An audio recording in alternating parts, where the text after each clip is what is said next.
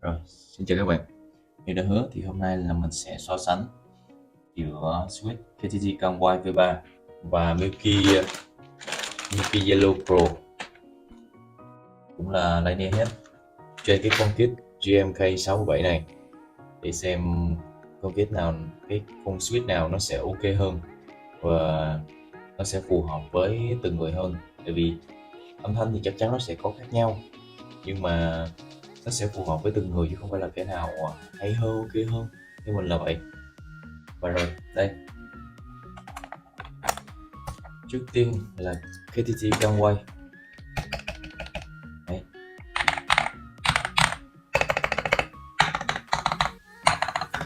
Đây là stock hết, toàn bộ là stock hết, kể cả start cũng là stock luôn, và switch cũng là chỉ được reload thôi.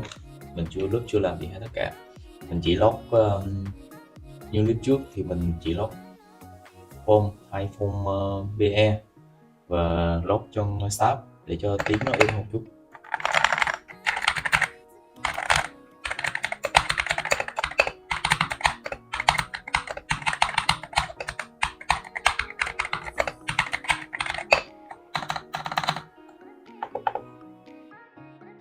Rồi, đây mình đã lắp gần full hết Ethereum Milky Yellow Pro, và mình chừa lại hai cái đây, các bạn nghe nhé.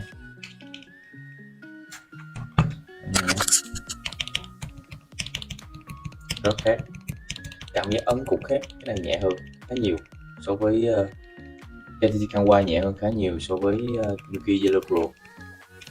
Đây. Rồi bây giờ mình sẽ lắp thử vào nhé. Đây, đây KTT Camwai, đây Milky Yellow Pro, rất khác đúng không? Khác rất là nhiều. Rồi bây giờ mình sẽ thay full Milky Yellow Pro hết, full hết.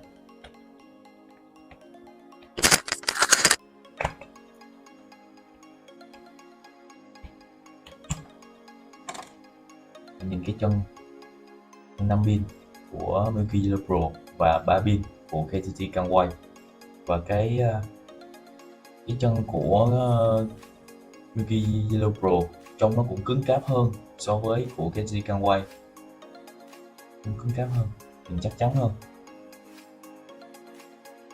Và đây là phím phím của Milky Yellow Pro với profile SDA, đây nhé.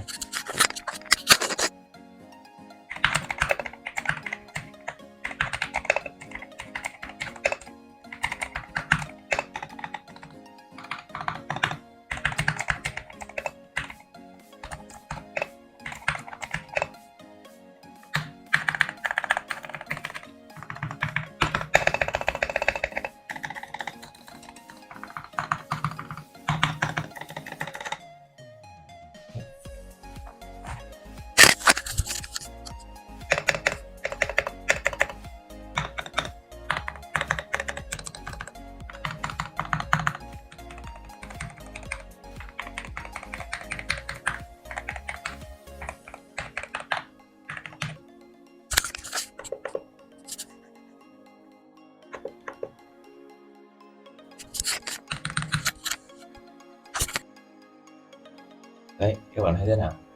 Milky Yellow Pro ngon hơn, tiếng hay hơn, hay là KTT Camway?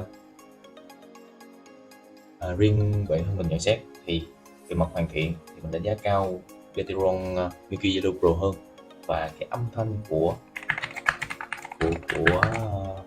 Yellow Pro mình cũng cảm thấy thích hơn so với KTT Camway. Nhưng mà những bạn cảm thấy thích cái tiếng nó kỳ hơn, ok, thì KTT Camway mình nghĩ là lựa chọn phù hợp hơn. Còn ai thích premium hơn thì thử Milky Yellow Pro, giá rẻ, rất là ok. Và những cái bạn mà không quá khó tính thì có thể sử dụng luôn những cái switch reload này. Mình thấy cũng rất là ổn, không có vấn đề gì hết. Còn những bạn mà khó tính một chút xíu hoặc là tỉ mỉ hơn thì có thể lướt lại hết những cái con switch này để cho những cái âm thanh nó ưng ý hơn đối với bản thân của mọi người. Link sản phẩm mình sẽ để ở phần mô tả. để các bạn có thể tham khảo thêm về cái sản phẩm kit giá rẻ dưới 1 triệu, layout 65%, và những cái con squid cũng giá rẻ nhưng mà chất lượng rất ok, dành cho những bạn có ngân sách không quá cao hoặc là những bạn newbie. Thì đối với mình như thế này là quá tuyệt vời rồi. Rồi, ok, cảm ơn các bạn đã theo dõi.